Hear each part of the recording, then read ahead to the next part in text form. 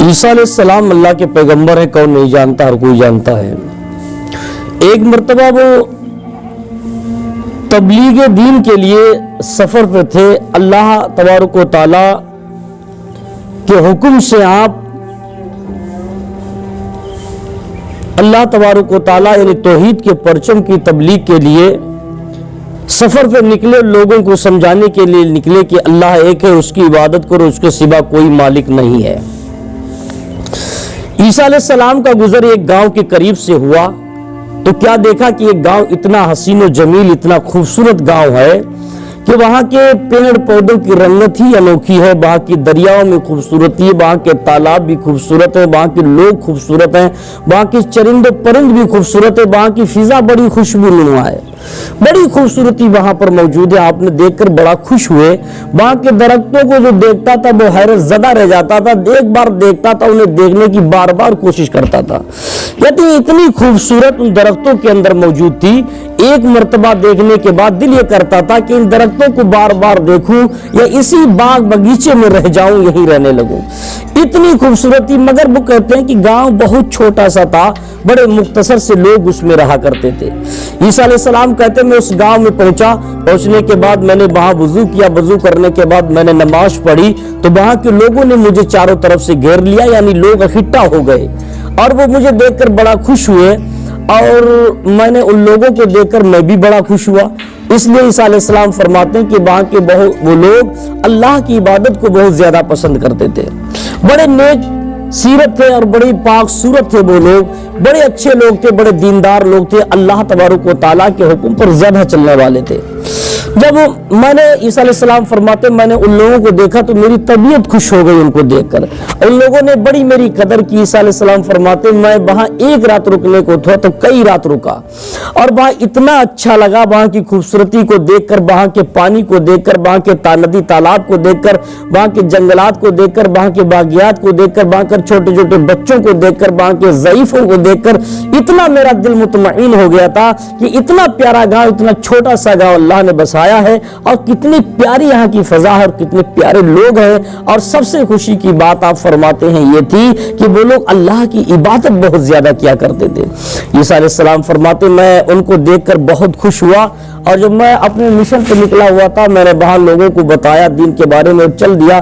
جب کئی مہینوں کے بعد میری واپسی ہوئی میرے ذہن میں بات آئی کہ پھر میں اسی گاؤں، اسی قصبے، اسی چھوٹے سے گاؤں سے نکلتا ہوں اور لوگوں سے ملاقات کروں گا، وہاں کی خوبصورت فضاؤں کو دیکھوں گا، وہاں کے رنگین باغیات کو دیکھوں گا، وہاں کے خوبصورت جنگلات کو بھی دیکھوں گا، وہاں کے اچھے کردار لوگوں سے بھی ملاقات کروں گا۔ عیسیٰ علیہ السلام پھر وہیں اسی گاؤں کے قریب پہنچے تو کیا دیکھا کہ پہلے سے بالکل منظر برعکس تھا، پہلے سے بالکل برعکس یعنی بدلا ہوا تھا۔ جو درخت خوبصورت نظر آ رہے تھے، کھڑے تھے، بڑے ہرے بھرے تھے، وہ سب سوکھے ہوئے ہیں۔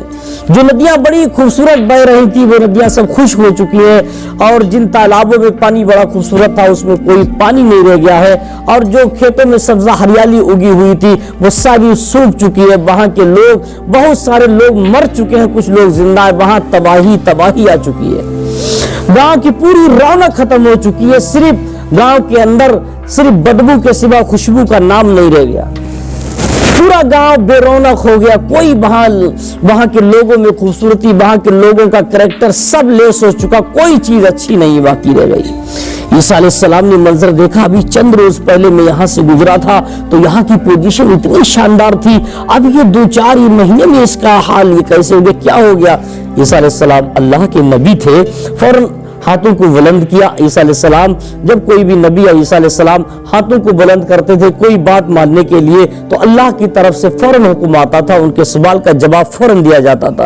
عیسیٰ علیہ السلام نے جب اس گاؤں کا منظر دیکھا، دیکھنے کے بعد ہاتھوں کو فضا میں بلند کی دعا کی، مولا ابھی چند مہینے پہلے تو یہاں کی پوزیشن بڑی اعلیٰ شان تھی اور چند مہینوں کے بعد یہاں کی پوزیشن کتنی نیچے پہنچ چکی ہے، ایسی کون سا ان لوگوں سے گناہ ہو گیا ہے، ایسی کون سی خطا صادر ہو گئی ہے، ایسا کون سا انہوں نے گناہ کر ڈالا تھا، ایسے کون سی تیری نافرمانی کر ڈالی تھی جس کی سزا تو نے یہ دی کہ پورے گاؤں کی رونق ختم ہو گئی، یہاں کے چرند و پرند مر گئے، یہاں کے درختوں میں سب سوکھ چکے ہیں، کوئی ہریالی، کوئی سبزہ، کوئی چیز اچھی نہیں رہ گئی، ساری خوشنماپن ختم ہو گیا، سب خشک ہی خشک ہو گیا ماحول، کیا معاملہ ہے؟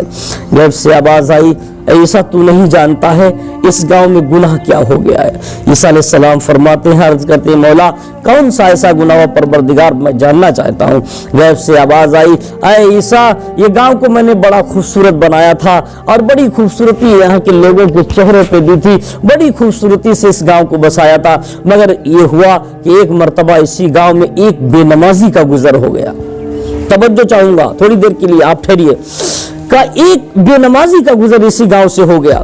जब इस गांव से बेनमाजी गुजरने के बाद इसी के तालाब में जो खूबसूरत पानी बह रहा था, उसी तालाब से उस बेनमाजी ने अपने चेहरे को धुल लिया। उस बेनमाजी ने अपने चेहरे को इस तालाब से जैसे धुला, इस बेनमाजी की नहुसत इस तालाब में पहुंची। तालाब में नहुसत पहुंचने की खातिर अल्लाह तबारक व तआला ने पूरे गांव को बेरौनक बना दिया, सारी रौनकें खत्म कर दी। अल्लाह अकबर कबीरा। गौर करो मुसलमानों, गौर करो, एक बेनमाजी के उन तालाब में चेहरा धुलने की सजा अल्लाह ने पूरे गांव की रौनक को खत्म कर दिया, तमाम चरिंदों परिंदों को खत्म कर दिया, तमाम लोगों को मौत के घाट उतार दिया, तमाम वहां की हरियाली रंगाली सारी चीजों को अल्लाह ने खत्म कर दिया, सिर्फ एक बेनमाजी की नहुसत की बुनियाद पर। आज गांव की गांव बेनमाजी है, नहुसत पड़ी है, तो हमारे घरों में कहां से बरकतें, कहां से रौनकें आए। आप देखो घरों में लानत बरसती, उसकी वजह क्या है कि पूरा पूरा घर सो रहा है फजर में। बेनमाजी पूरा पूरा, बाप भी बेनमाजी, बेटा भी बेनमाजी, माँ भी बेनमाजी, बेटी भी बेनमाजी, सारे माँ बाप से लेकर बच्चे तक बेनमाजी हैं। एक बेनमाजी के चेहरे धुलने से पूरे गांव की रौनक खत्म हो गई। तो पूरा गांव जिसमें बेनमाजी हो तो उस गांव में रौनक आने का तसव्वुर ही नहीं हो सकता है। आप हजरात हमारी तकरीर को बगौर सुने और हमारे चैनल से जुड़े। हमारे चैनल को अगर सब्सक्राइब नहीं किया तो उसको जरूर करें। इंशाअल्लाह ताला बहुत बेहतरीन बातें